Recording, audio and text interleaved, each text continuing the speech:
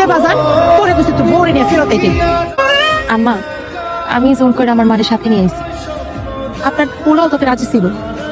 আসলে হয়েছে কি আম্মা, মাই তো একা থাকবো, কখন কি হয়ে যায় তার তো কোনো ঠিক ঠিকানা নাই। এই লেগা মারে আমার সাথে নিয়ে এসেছি। এই তোর বউ ওগুলা কি কইতাছে? হ্যাঁ ওইগুলা কি কয়?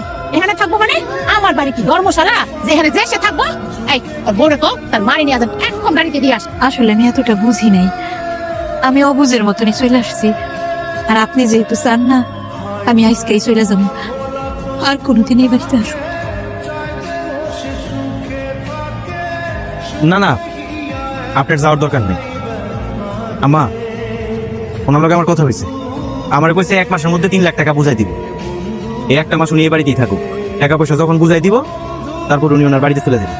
আচ্ছা ঠিক আছে, তুই যখন তোর শাশুড়িরে নিয়ে আইসোস আমি আর এটা নিয়ে কোনো কথা কমু না। কি ব্যাপার, তুমি আবার খাম্বার মধ্যে না দাঁড়ায় আছো গিলিগা? আমার মা কি ভুল কিছু কইছে নাকি?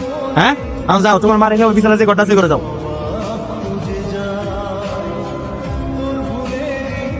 কি ব্যাপার বৌমা, তুমি এখনো ঝাড়ু দিতেছো? দুনিয়া সব কাজ ফেলা রাখছো, কোনো কাজই তো শেষ করো নাই। ওই পারে দেখো কাপড় কি করে রইছে, রান্না বাড়িও তুমি শেষ করো নাই। আমার আম জালে একটু পরে বাজারে যাইবো, আমার পুলাটা কি না খায় আমার থেকে বাড়ি গো। আম্মা, আমার উঠান ঝাড়ু দেওয়া প্রায় শেষ, আমি একটু পরে রান্না বসামো। রান্নাটা হইতে হইতে কাপড় চোপড় ধোয়া হয়ে যাবো। কেন তোমার কাজ করতে দেরি হয় কেন? এখন তো তোমরা দুইজনই আছো, কাজ ভাগাভাগি করে নিলেই তো হয়। তোমার আম্মু তো একটু তোমার সাহায্য সহযোগিতা করলেই পারে। আমি তো করে বসা বসা খাবো না, এই বাড়িতে থাকতে হইলে কাজ করে খেতে হইব। বিয়াই, আপনি ঠিক কথাই কইছেন।